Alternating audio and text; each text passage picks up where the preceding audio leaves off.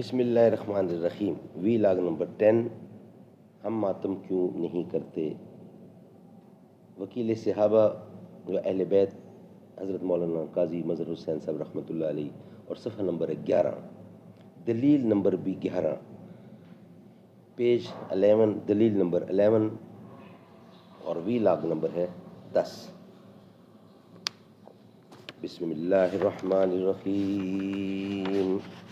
الحمد للہ رب العالمین والصلاة والسلام علی رسولہ محمد خاتم النبیین ورحمۃ للعالمین وعلی آلہ واصحابہ اجمعین.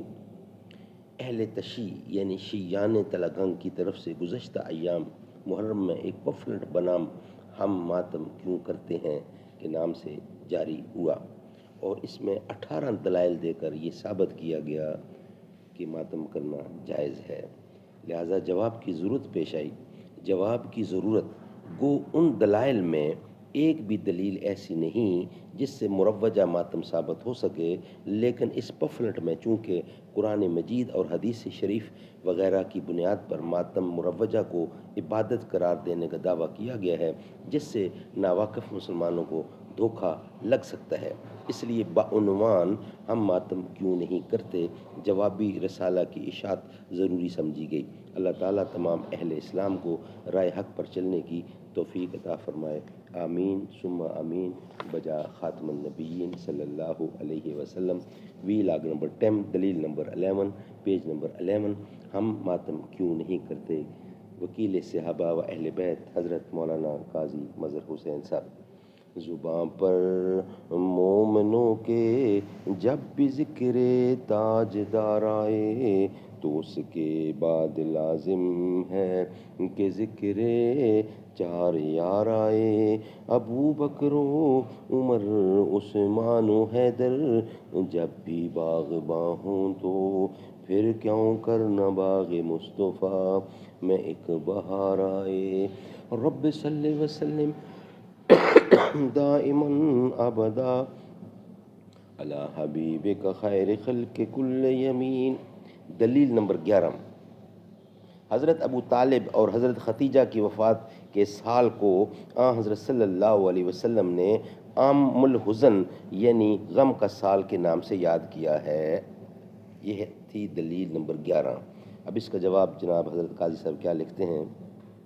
الجواب: اگر اس سال کو عام الحزن کا نام دینے کا مطلب یہی ہے کہ ہر سال ان کی وفات کے دن ماتم کی مجلس قائم کی جائیں، تو کیا حضرت علی مرتضیٰ، حضرت فاطمہ الزہرا، حضرت حسن اور حضرت حسین نے بھی ہر سال کوئی مجلس غم بپا کی تھی؟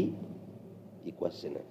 اور کیا رحمت للعالمین صلی اللہ علیہ وسلم نے بھی اپنے مہربان چچا ابو طالب اور اپنی پیاری محبوبہ خدیجۃ الکبریٰ کی وفات کا دن ہر سال مجلس سے ماتم کی صورت میں منایا تھا؟ کوشچن. اگر نہیں تو پھر کس کی پیروی کرتے ہو؟ ناظرین، سوال کا جواب مکمل اور مختصر طور پہ دیا گیا. نیکسٹ وی لاگ میں انشاءاللہ ہم آپ کے سامنے وی لاگ نمبر 11 رکھیں گے اور دلیل نمبر 12 کے ساتھ انشاءاللہ. نیکسٹ. نبی کا لب پر جو ذکر ہے بے مثال آیا کمال آیا.